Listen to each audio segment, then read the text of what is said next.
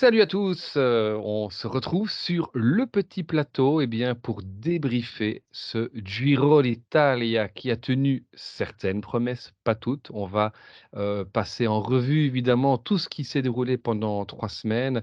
On va évoquer ce qui nous a plu, on va aussi évoquer ce qui nous a, déplu.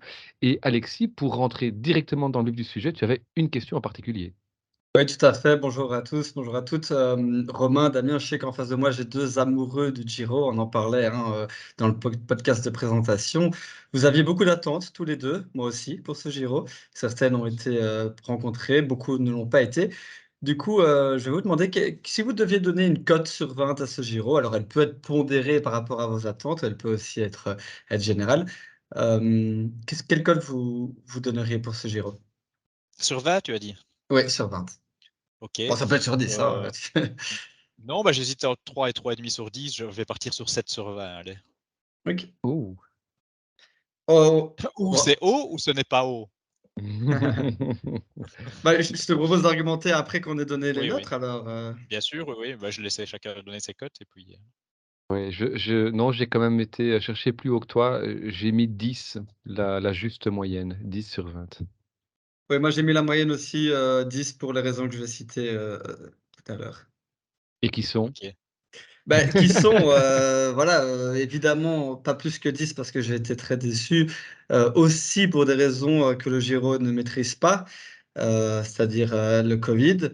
La météo, le Giro ne maîtrise pas, mais enfin bon, ça, on a déjà vu des débats passer, quant au calendrier.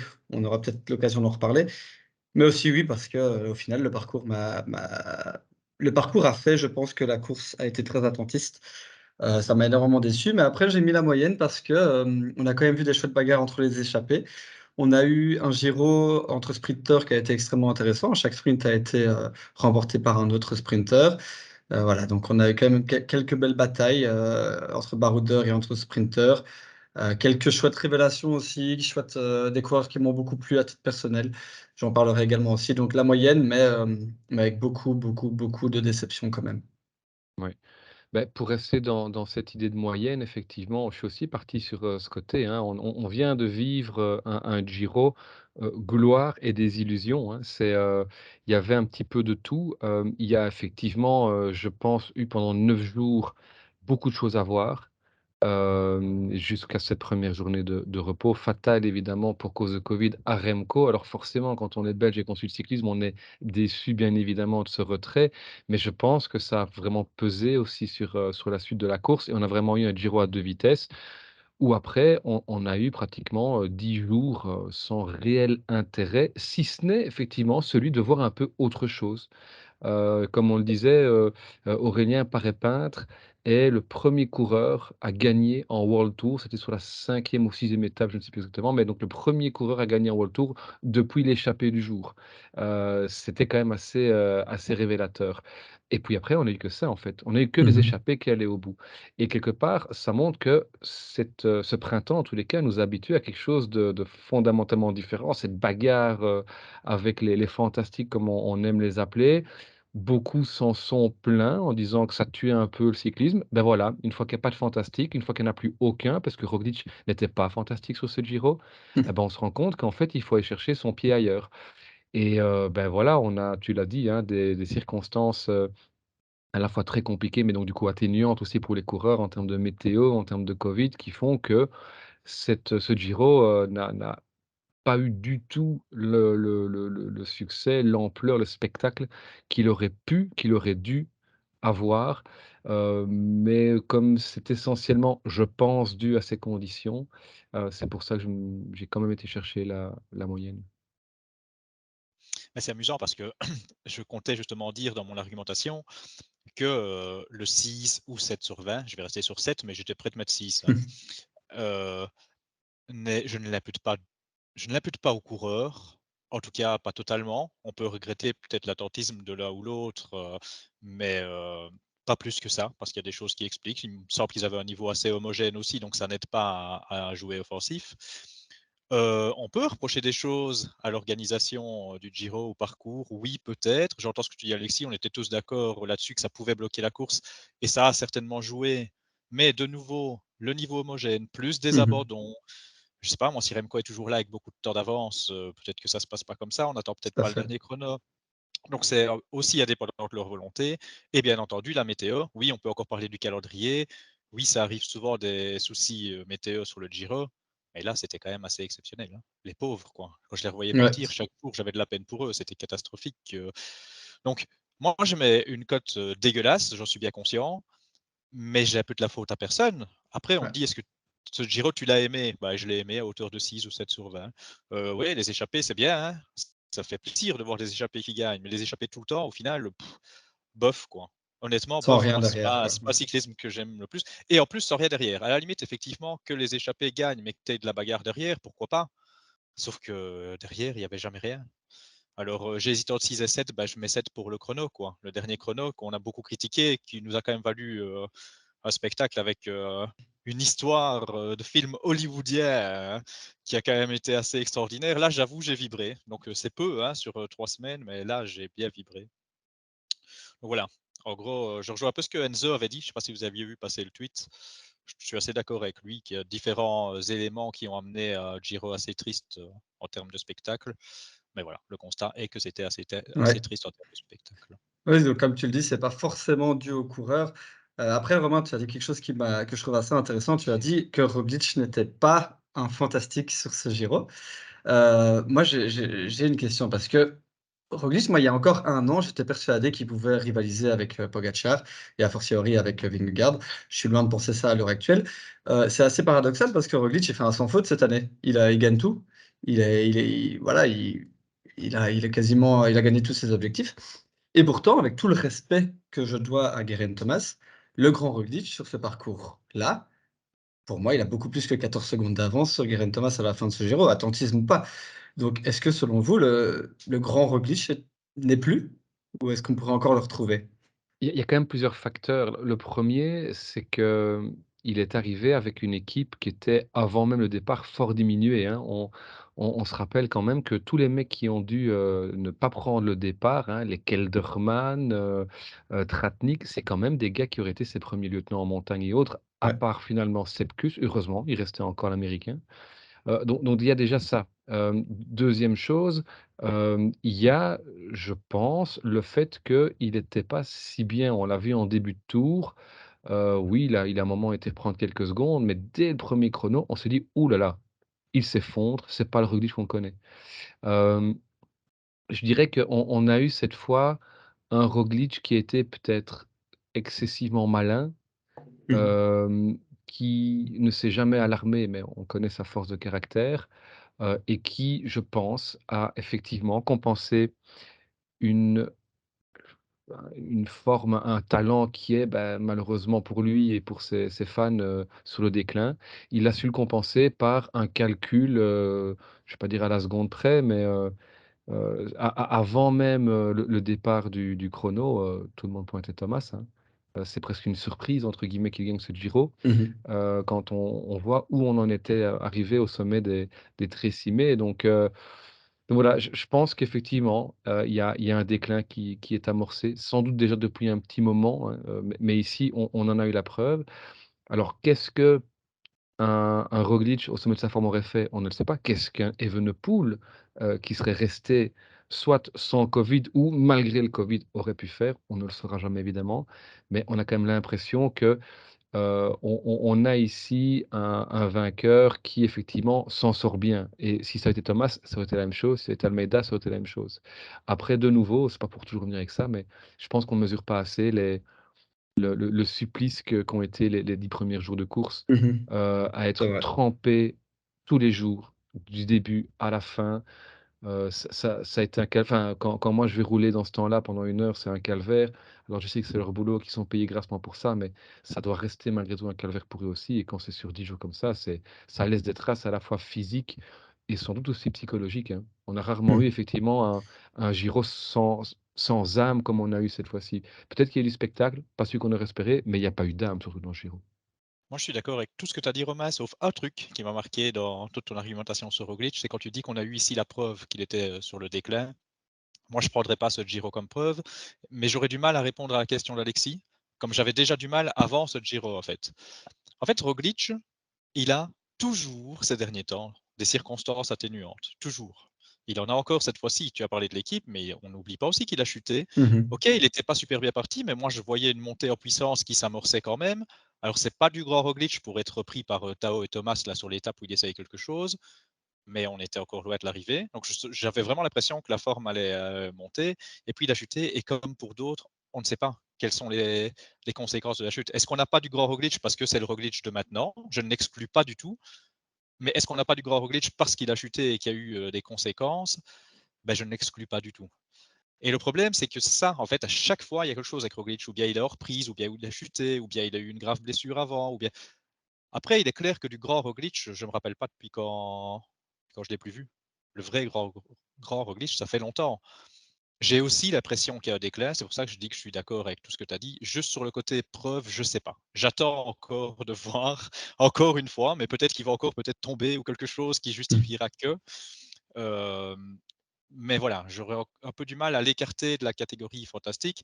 Et l'air de rien, ok, il gagne que avec 14 secondes sur Thomas, mais il gagne un Giro en étant, c'est pas du grand Roglic, c'est pas très fort, Ouais, mais il gagne c'est le vrai. Giro, quoi. Juste, oui ou non, si vous êtes Roglic, vous échangez, ces 4 grands tours contre le Tour de France 2020? Ou vous gardez les 4 grands tours? Moi, Je je les sais pas si garde. tu as vu, tu les gardes. Je sais pas si tu as vu, j'ai parlé de ça avec Vélo Futé.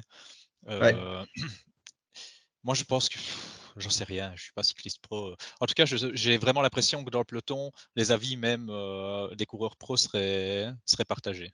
C'est normal Parce et c'est que pour c'est la ces beauté du mecs-là, cyclisme le aussi. tour, ça reste le Graal, hein, quand même.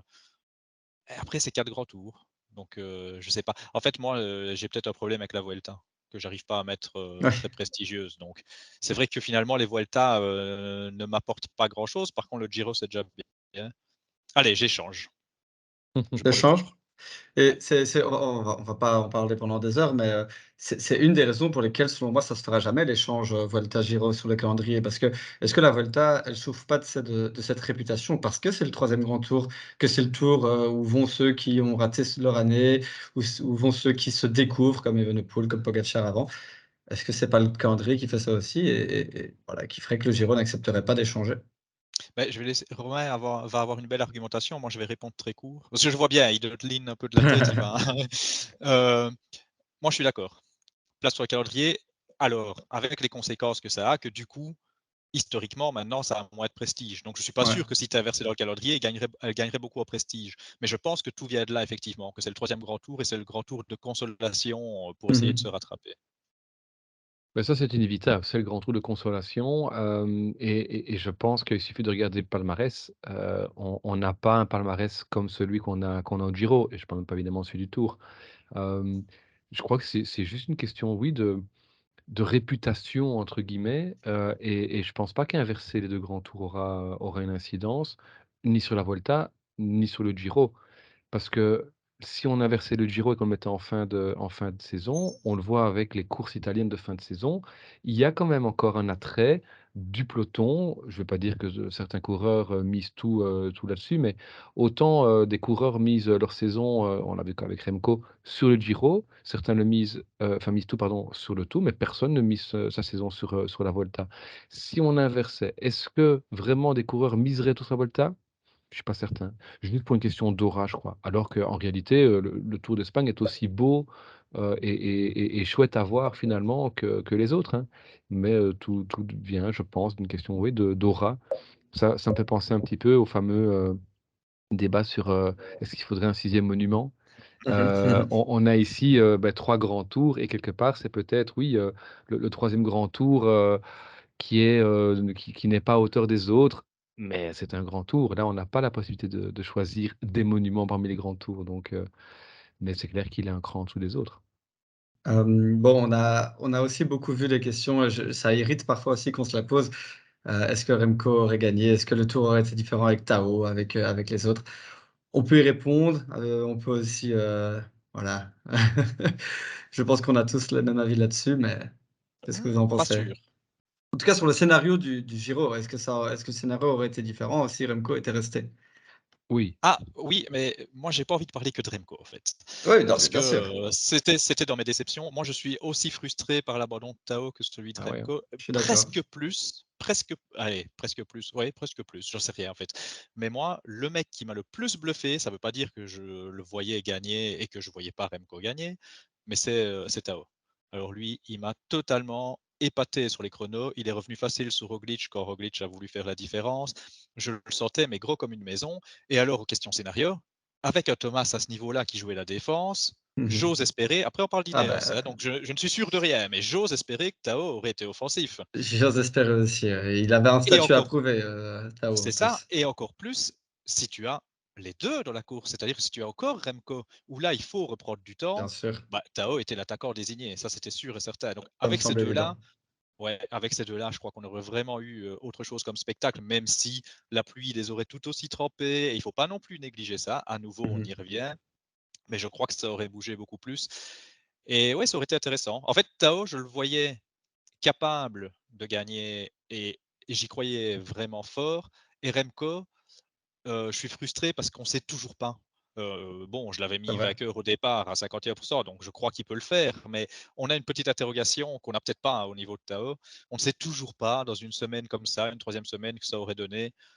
Au vu du scénario, j'ai difficile à imaginer qu'il aurait été lâché, mais le scénario n'aurait certainement pas été le même. C'est ça. Oui, ça, avec un scénario aussi attentiste et c'est un argument qui n'a que très peu de valeur, mais c'est juste que je n'arrive pas alors, on va encore dire que je dénigre Thomas alors que pas du tout, je l'adore. Je je n'arrive pas à imaginer Remco, prendre moins de 14 secondes d'avance sur Thomas. C'est ça qui me fait dire que Remco aurait pu gagner ce Giro. Après, les circonstances auraient été bien différentes avec lui présent. Il était malade, il aurait aussi subi le froid et autres, donc évidemment, c'est un argument qui ne vaut rien. Mais j'ai du mal à imaginer qu'il n'aurait pas gagné ce Giro. Ouais, je trouve que tout a été dit. Je pense qu'effectivement, Tao, au soir du 9e jour, tout le monde se dit: «Ah bah, Remco» alors il est en tête, il est là où on attendait, mais certainement pas avec le bagage, qu'on lui prêtait, à la veille de ses premières journées de repos et effectivement, l'homme qui impressionne derrière, c'est Tao et je pense qu'on aurait eu quelque chose de beaucoup plus, offensif.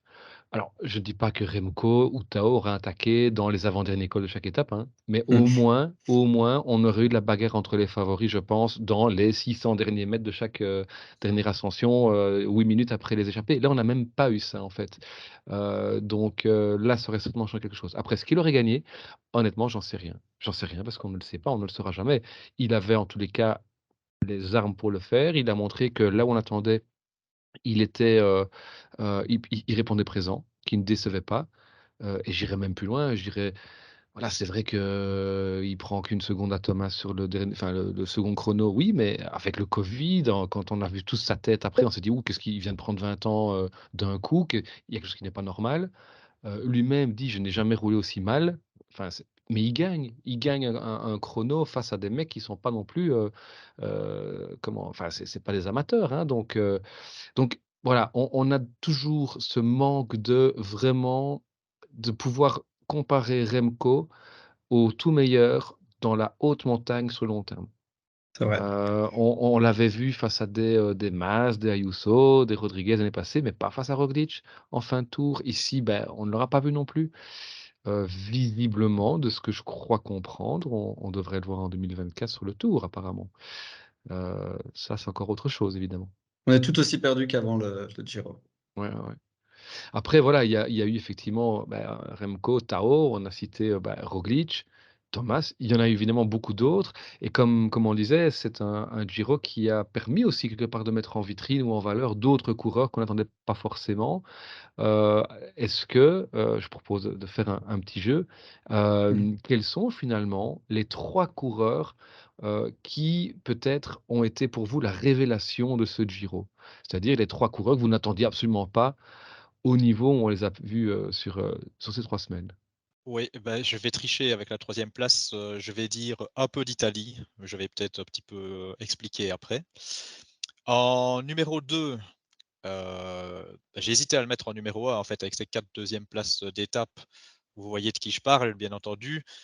Eh ben non, parce que je parle de Jonathan Milan et en numéro 1, Derek G. Évidemment, même là-dessus, on arrive à avoir des réponses, communes. Jonathan Milan, je pensais que j'allais être le seul à l'avoir, parce qu'évidemment, révélation, je connais Jonathan Milan, mais bon, j'ai quand même envie de le mettre dans les Idem, révélations. j'en parlerai, mais Hem, pareil, ouais. oui, ben, je vais mettre, Milan en 3. Je vais tricher complètement parce que je vais viser plus large que le Giro, je vais viser tout le printemps, mais, Ben Illy, que j'imagine même malgré ses Ardennaises, je l'imagine pas à ce niveau-là. Et 1er, Derek G, évidemment. Oui. Et toi, Romain? Bah, je vais commencer par le premier parce que c'est Derek G, hein, je pense qu'on peut pas citer quelqu'un d'autre et alors, pour, le deuxième et le troisième pour les révélations, j'ai envie de mettre en 2 le champion d'Italie, Filippo Zana, Mmh. qui, était connu chez les espoirs, mais qui n'a encore rien prouvé chez les seniors et qui s'offre une victoire de prestige, au-delà du fait qu'il a déj bah, enfin, qu'il avait déjà beaucoup travaillé, pardon, pour son leader. Et en 3, comme révélation, de nouveau, on pouvait l'attendre, mais je vais citer Ilan Van Wilder.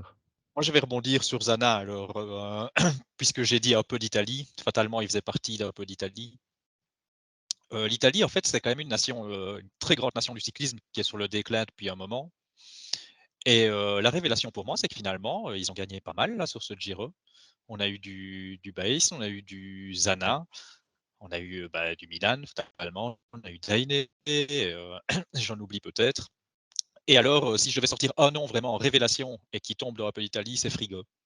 Mmh. Frigo, C'est vrai. il s'était montré un tout petit peu avant le Giro, mais je l'attendais quand même pas avec une telle caisse sur un Giro aussi difficile, pouvoir encore se montrer comme ça. C'est, voilà. Si je devais choisir un seul nom chez les Italiens, je dirais Frigo. Oui. Par contre, toi, Alexis, tu as choisi un autre nom, tu as choisi Milan. C'est marrant parce qu'effectivement, Damien en a parlé aussi.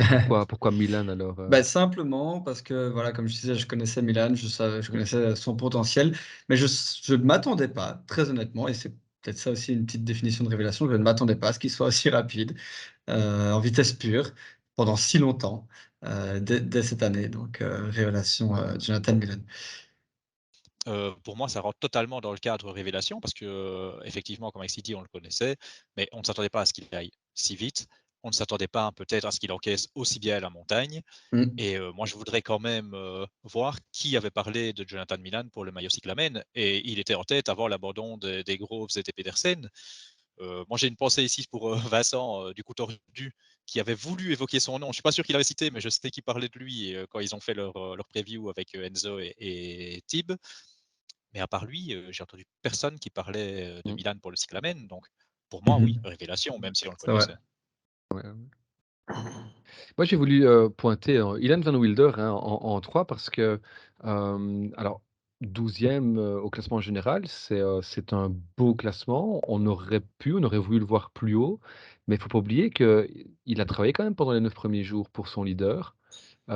Où il s'est laissé décramponner de façon totalement volontaire pour en garder sous la pédale et donc il a commencé finalement son Tour d'Italie au 10e jour avec déjà pas mal de retard sur les autres et quand on analyse finalement Ilan Van Mulder sur les 2 dernières semaines du Giro, il avait clairement le niveau d'un top 10 et il aurait pu aller jouer avec des Arensman, des Dunbar sans aucun problème. Donc je pense que, il nous a de nouveau, c'est pas un coureur qu'on découvre, mais c'est un coureur qui se révèle et qui en tout cas confirme tout le potentiel qu'on lui prête et qui peut clairement viser, peut-être déjà sur la Vuelta prochaine, un top 10. Et alors on a cité tous évidemment le numéro 1, Derek G. Petite question, est-ce que vous aviez déjà entendu? Normalement oui, quoique, est-ce que vous avez déjà entendu son nom depuis le début de la saison? Non. Et moi, je ne sais pas qui c'est, hein. Franchement, je ne savais pas qui Ah c'était. pourtant, rappelez-vous, il y a une image qui était marquante. Alexis Heu, Lavoie? ouais, à Paris-Roubaix, c'est Exactement. sa roue qui explose, c'est ça? C'est ça, donc Derek J est dans l'échappée matinale de Paris-Roubaix, et c'est lui dont la roue «éclate» entre guillemets, dans la tranchée d'Arambert et quand on voit ce dont il est capable, qui sait ce qu'il aurait fait sur ce Paris-Roubaix? Mais en Il tout veut cas, voilà gagner Paris-Roubaix. quelqu'un en tout cas, voilà quelqu'un qui montre qu'il est, à la fois à l'aise sur les pavés, mais qui n'a pas peur d'aller se frotter dans un grand tour de 3 semaines, même dans des étapes qui ne sont pas forcément que plates. Donc, très intéressant, de voir ce que ce gars va devenir et s'il va confirmer tout le potentiel qu'il a montré, Oui, sur ce c'est du beau Giro. cyclisme, hein, c'est du très Oui, beau cyclisme.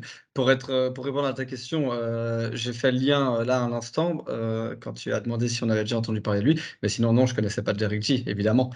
Je le connaissais pas et grosse révélation parce que, c'est le cyclisme qu'on aime, c'est très offensif et c'est très fort aussi.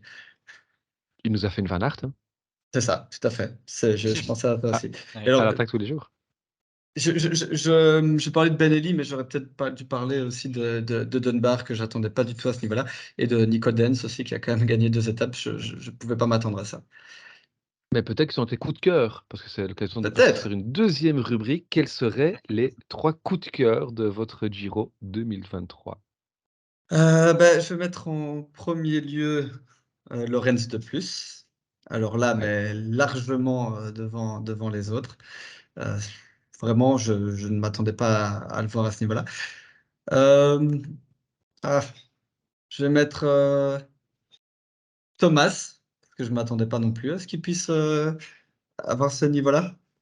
Et alors, ça va être intéressant parce qu'on aura tous enfin, on aura tous un avis différent sur Van Mulder. Je vais mettre Van Mulder en numéro 3.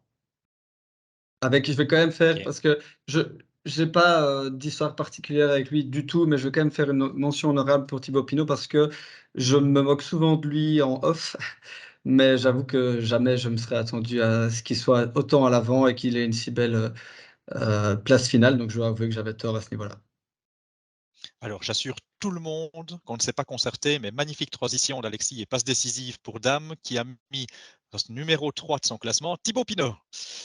Non, mais Thibaut Pinot, magnifique. Alors, moi, pareil, j'ai pas l'accroche que les Français peuvent avoir avec Thibaut Pinot. Mais là, à un moment donné, le mec qui est là sur sa dernière saison, qui te dit ah, je vais jouer à général, puis oh, il commence déjà à aller faire des points dès le départ pour le maillot de la montagne. Je dis, bah, je ne comprends pas, qu'est-ce qui lui arrive à lui Et puis, phénoménal, il essaye dans tous les coups, etc. Euh, Vraiment du cyclisme comme on l'aime. Vraiment comme on l'aime. Voilà. À Moi, fond. j'adore ce cycliste qui, au final, même quand il est placé, va encore prendre des échappées, essaye encore des choses. Et je suis bien content qu'il arrive à avoir ses objectifs finalement bien Ouais. mérités. Très très content pour lui. Alors en numéro 2, j'ai placé, je triche encore, j'ai placé Israël. C'est pour ne pas reparler de Derek J uniquement, puisque c'est lui le fer de lance. Mais Israël dans son ensemble, c'est une équipe qu'on dit souvent qui est insipide et on ne se trompe pas généralement quand on dit ça, hein. Mais là, je ne sais pas ce qui leur est arrivé cette fois-ci. Donc j'ai déjà mentionné Frigo, on a Clark qui a été devant, on a Berwick qui a été devant, un tout petit peu Richitello qui a essayé. Donc vraiment Israël, je l'ai trouvé très agréable à suivre sur ce Giro. Et alors, au-dessus, je retriche. Lorenz, je ne sais pas si ça se dit, Lorenz. Coup de cœur pour Lorenz Rex pour son côté offensif et pour sa participation à Bistro Vélo. Il faut aller écouter si vous ne l'avez pas Ouais. écouté. Super sympa le gars. Et alors, de plus, pour ce que tu as dit. De plus, quel bonheur de le voir à ce niveau-là. J'y croyais plus. Énorme coup de cœur de le revoir comme ça. Avant ton top 3, Romain, oui ou non, Lorenz de Plus à Quickstep l'année prochaine? Ah, c'est ce qu'on veut ou ce qu'on croit? Les 2. Si je veux, oui. Ce que je crois, aucune idée. Mais ce que je veux, oui, clairement. Hem, Si je veux, non, parce que je le verrais bien, leader, sur les courses étapes chez Lotto Destiny, et si j'y crois, non. OK. Moi, j'y crois, mais on y reviendra en fin de saison. Et tu Ton le top veux? 3. Bah, oui, oui, une armada belge autour de Remco, moi je prends, hein. Mmh. Enfin, Romain, ton top 3. Beh, les coups de cœur, et on va parler que des gars qui ont terminé ce Giro, mais donc je vais rejoindre notamment des noms qui ont été cités, hein, en 3. Je vais prendre effectivement Thibaut Pinot qui nous a offert, quelque chose effectivement de super intéressant. On aime le cyclisme pour ça, et quand c'est Thibaut Pinot, on l'aime encore un peu plus. C'est comme ça, même quand on n'est pas français, ça nous prend, donc voilà. En 2, je vais mettre Filippo Zana, parce que quand tu as le maillot de champion de ton pays, que tu es sur le grand tour de ton pays, que tu travailles, que tu vas remporter une victoire, c'était où? C'était à Montebondone, je ne sais plus, enfin, c'est une victoire de prestige, devant d'ailleurs Thibaut Pinot. Je vais voir Thibaut Pinot. C'est, enfin voilà, le gars, a été au-delà de ce qu'on attendait et voir ce beau maillot de champion d'Italie qui est un magnifique maillot, lever les bras sur l'Italie, c'est une superbe image et en 1, je suis assez d'accord. Je vais parler de Laurens De Plus, qui, on est belge, hein, faut pas se le cacher. Je pense que si j'étais français, j'aurais inversé De Plus et Pinot ou De Plus n'aurait peut-être même pas été dans le top 3, mais De Plus, il renaît. C'est quelqu'un qui, on parle d'ici il y a 7-8 ans, était peut-être la meilleure carte belge sur un grand tour en devenir, en tous les cas, la meilleure carte en devenir. Avant qu'on arrive aussi Björn Lambrecht, hein, regretté Björn Lambrecht. C'était les 2 meilleurs grimpeurs certainement belges. Et là, on voit que, bah, il a joué, le coup à la Ineos, hein, c'est-à-dire qu'il est effectivement ce lieutenant, fidèle qui, sans faire de bruit, s'offre un top 10. Qu'est-ce que ça aurait été si depuis ça avait pu jouer sa carte personnelle, dans une autre équipe? On ne sait pas. Est-ce qu'il aurait été plus loin? Je ne sais pas, mais bref, c'est pour le suiveur belge que je suis et le suiveur belge qu'on est tous les 3 ici, c'est la belle histoire de ce Giro. En tous les cas, c'est ce qui nous a consolés, sur, les 2e et 3e semaines, évidemment, après l'abandon de Remco. Moi, j'ai une petite question pour vous. De plus, top 3 des meilleurs équipiers sur ce Giro? Moi, je dis oui sans hésiter, hein. Il y a Oui, Kuss, oui, oui, il y a mais match bien avec sûr. Kuss de toute façon, mais Je pensais aux 3, mais oui, en tout cas en montagne, sans sourciller une seule seconde, ouais, oui. Avec Kuss aussi, bien sûr. mmh Tout à fait. Et OK. et d'ailleurs, moi, je me demande, hein, c'est pour ça que j'y crois pour l'année prochaine, est-ce que de plus, tu as pas plus à gagner, en étant équipier? Est-ce qu'il ça dépend, en fait, on en parlera aussi avec Van Wilder, est-ce qu'il Bah veut être, leader pour faire des top 10 ou équipier de Remco? Pour moi, voilà, bah, je faut sais voir, pas. équipier de Remco ou bien alors s'il va chez Lotto, équipier de Lennart van het Veld, quoi. Oui, ça Ça marche change pas aussi. grand-chose, il sera Ça marche équipier. aussi. Lennart van der Velde qui a écrasé, petite parenthèse hors Giro, qui a écrasé l'Alpe Isère Tour. Bon, Ouais. en même temps, c'est une course effectivement, qui est davantage pour les espoirs Ouais, il y avait qu'autre chose. Oscar Only quand même, hein. Bah, Voilà, oui, oui, ce mais seul qui est seul jeune qui aussi, termine hein. à moins de 6 minutes d'ailleurs, hein, donc c'est voilà, Ouais, mais ouais. et sinon, bah, qui fait encore 3e du Mercantour, hein, Très, très bien. derrière Carapaz, Carapace égale. Devant Ouais, Martinez, hein, Lenny ouais, ouais, Martinez, ouais, ouais, qui est ouais. plus jeune, hein, il faut l'avouer, mais tout à fait. Oui, oui, mais ouais, quand même très bien parce qu'il faut aussi avoir, alors là, on sort carrément du cadre, hein, mais juste en 2 secondes, faut avoir le mental, hein, aussi pour revenir après ce qu'il a Bien connu quand sûr, même, hein. bien ouais, sûr. ouais, Ouais, ouais. ouais, ouais. Franchement Il revient chapeau. très fort. Et sinon, voilà, bon, on a parlé au début, on a tout fait pour, apporter une note positive à ce Giro en parlant de nos coups de cœur, de nos révélations. Il y a quand même un mot qui est souvent ressorti en ce début de podcast, c'est déception. Quelle serait, vous, votre déception sur ce Giro? Mais alors moi j'ai dit dans la révélation un peu d'Italie, dans la déception un peu d'Italie. Un peu d'Italie avec 3 noms. Alors c'est un peu particulier, il y a Eolo qui a été gagné pourtant et porté le maillot bleu et cetera. Mais Fortunato et alors surtout Fortunato, mais même Albanese, ils avaient 2 leaders là dont j'attendais énormément.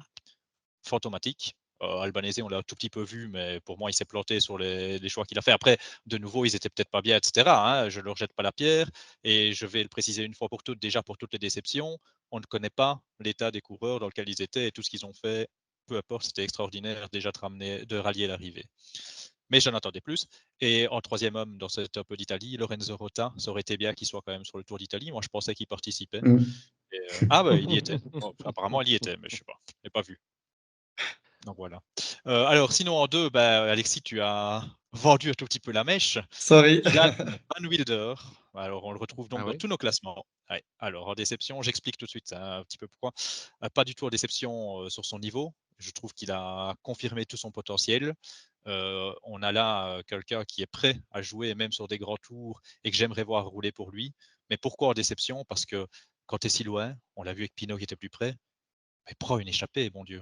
Comment tu peux rester là alors on va me dire, j'entends déjà le truc et j'imagine que c'est ça, mais pour moi, c'est pas génial comme explication.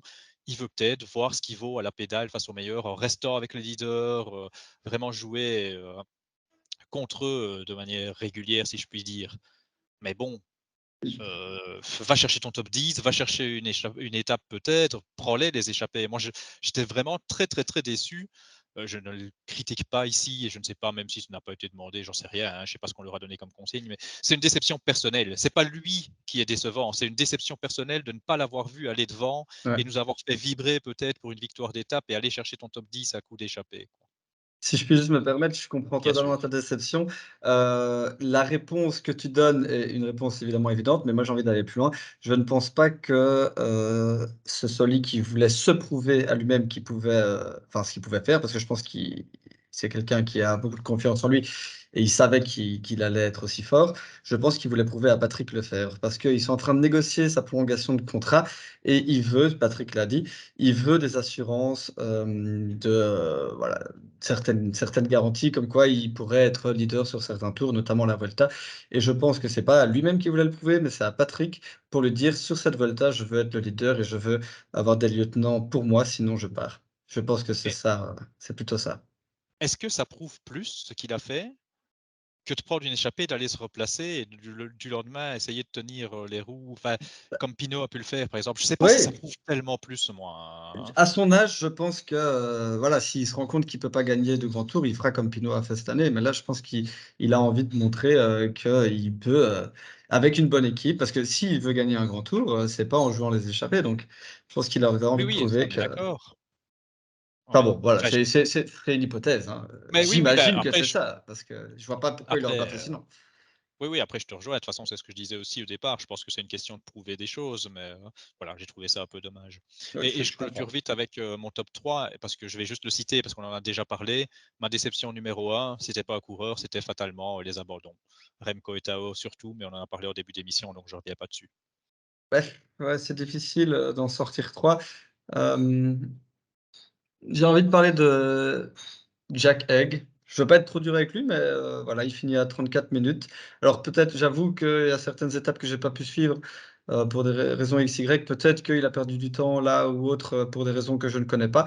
Mais ça fait quand même plusieurs, plusieurs, courses, on va dire, que Jack Egg me déçoit, alors qu'on attendait beaucoup de lui. Voilà. J'ai envie de mettre Jay Vine parce que, j'attendais beaucoup de lui. Bon, il y est pas pour grand chose, enfin il a eu beaucoup de malheur, mais j'attendais plus de lui. Et qui est-ce que je peux mettre en troisième? On va dire Gaviria parce que c'est le seul sprinter qui a pas gagné. C'est vrai que Gaviria, c'est un peu étonnant, hein, Ouais, ce qu'il n'a pas fait. J'allais dire ce qu'il a fait, mais ce qu'il n'a pas fait, parce qu'il faisait un bon début de saison en plus. ouais, Oui, ben, tout à fait. on fait magnifiquement le lien parce que c'est ma plus grosse déception de ce Giro. C'est que le Mmh. Giro, évidemment, on a beaucoup parlé durant ce podcast, pardon, du classement général finalement et de la course au maillot rose, mais dans le cyclamen, on a une très belle, un très beau combat. Alors malheureusement avec des abandons, hein, Caden Groves, Mats Pedersen, mais finalement celui qui n'a jamais été dans le coup, c'est le seul sprinter à ne pas avoir remporté son étape, bah, c'est Gaviria. Alors que Mmh. pourtant, il y avait quand même des choses à faire. Alors oui, Rubio est allé gagner, son étape pour Movistar, mais Movistar venait quand même avec une équipe plutôt pour, jouer la carte de son sprinter. Donc, je trouve enfin voilà, assez déçu, de Gaviria. Hem, en 2, bah, comme tu as cité Vine, je vais citer l'autre, McNulty. C'est C'est vrai. quelqu'un que je voyais vraiment, on a évoqué, Laurens de Plus comme étant peut-être un des meilleurs, équipiers sur ce Giro avec Sepp-Kuss. McNulty devait être ce de Plus ou comment ce Kuss, pour Almeida et on l'a pas vraiment vu, quoi. Il est allé remporter son étape, très bien, mais après qu'est-ce qu'il a fait, avant? Qu'est-ce qu'il a fait? Voilà, donc assez décevant.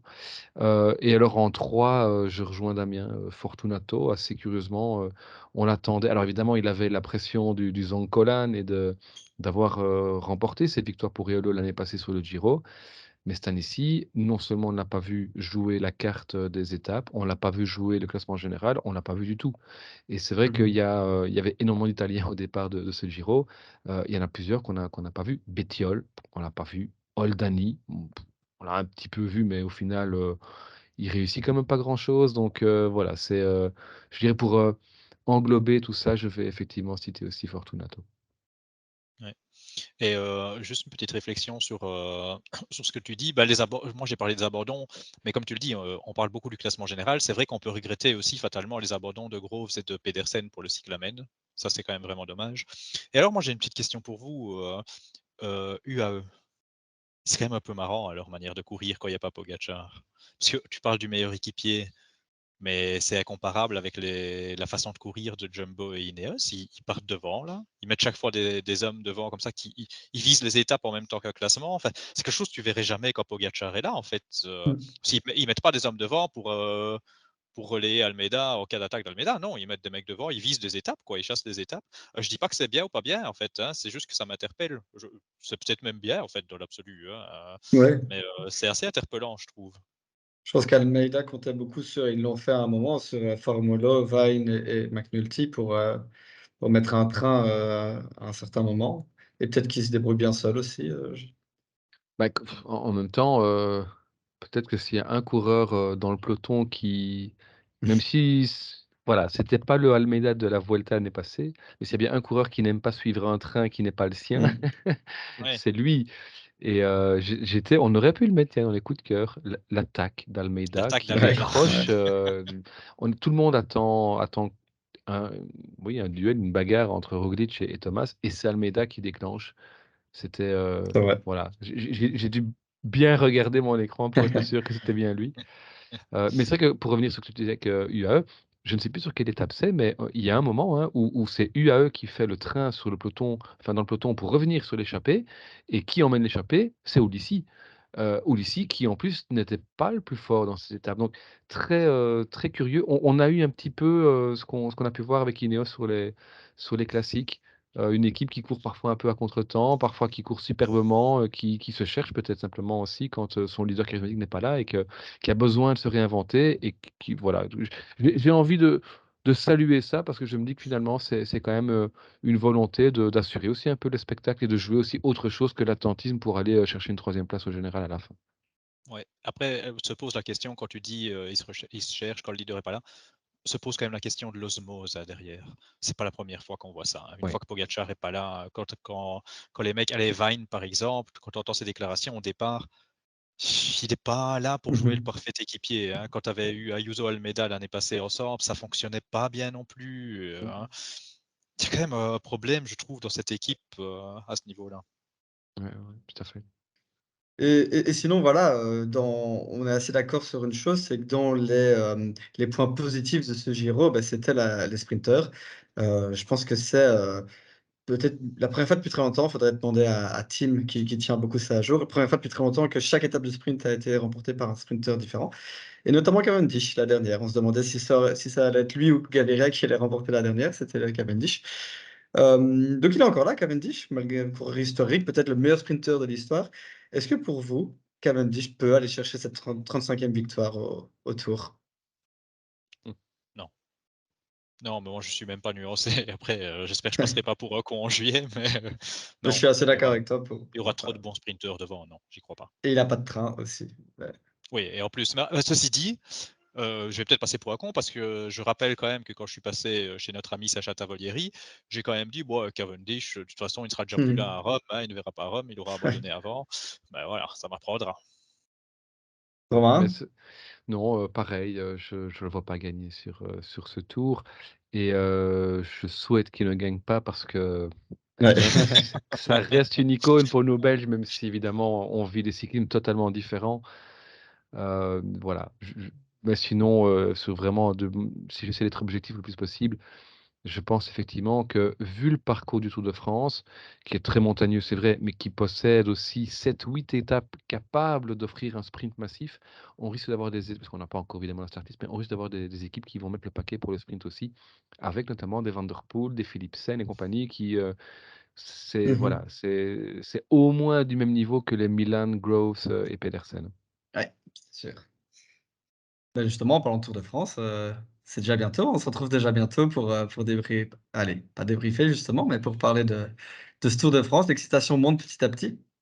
Tout à fait, ce sera sans doute le prochain numéro du Ouais. Petit Plateau, même si, on n'hésitera évidemment pas à communiquer, et partager surtout avec, vous tous qui nous écoutez, hein, sur, Twitter notamment, parce qu'il y a quand même de 2-3 belles courses qui vont encore arriver évidemment avant, hein. On a des courses à étapes. On a aussi quelques, belles courses, d'un jour qui arrivent. Mais donc, on va rester évidemment connectés, on va rester attentif à tout ça et on se retrouve, assez rapidement pour, déjà le deuxième grand tour de cette saison et ce, de nouveau, duel, hein, en principe très attendu entre Pogačar et Vingegaard. Est-ce que ça va être la revanche? Ce sera à voir d'ici, un gros mois. On a hâte. On a Ouais, à hâte. fond. Allez, on se retrouve bientôt. Ciao tout le Ciao. monde. Merci à tous, Ciao. salut. Merci beaucoup.